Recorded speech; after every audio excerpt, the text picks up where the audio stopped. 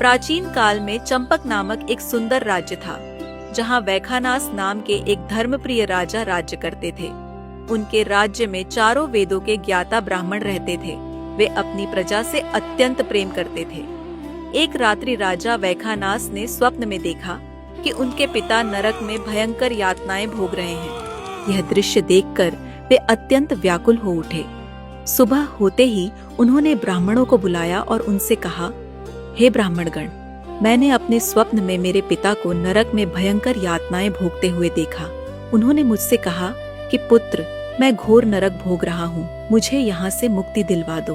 राजा ने ब्राह्मणों से कहा, कृपया आप मुझे बताइए कि मैं कौन सा उपाय करूँ जिससे मेरे पिता को मुक्ति मिल सके। ब्राह्मणों ने कहा, वर्तमान, भूत और भविष्य के ज्ञाता पर्वत नाम के एक मुनि हैं। आप अपनी ये व्यथा उनसे जाकर कहें। राजा वैखानास तुरंत पर्वत मुनि के आश्रम पहुँचे और नम्रता पूर्वक उन्हें प्रणाम किया। मुनि ने राजा से उनकी व्यथा का कारण पूछा। फिर राजा ने रोते हुए मुनि को अपने स्वप्न के बारे में बताया।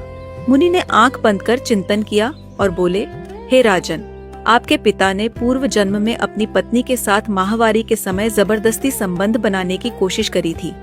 उसी पाप के कारण वे आज नरक में दुख भोग रहे हैं।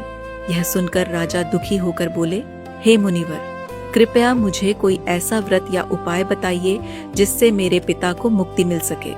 मुनि ने कहा, आप मार्गशीर्ष मास के शुक्ल पक्ष की मोक्षदा एकादशी का व्रत करें और उस व्रत का पुण्य अपने पिता को अर्पित करें। यह व्रत करने से आपके पिता निश्चित ही नरक से मुक्त होकर स्वर्ग लोक की प्राप्ति करेंगे, क्योंकि यह एकादशी मोक्ष प्रदान करने वाली है।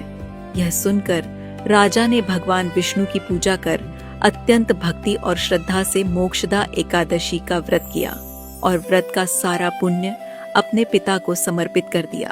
राजा को उनके पिता ने दर्शन देते हुए कहा, हे पुत्र, तुम्हारा कल्याण हो। इतना कहकर उन्होंने स्वर्गलोक की ओर प्रस्थान किया। यह सुनकर राजा वैखानास अत्यंत प्रसन्न हुए।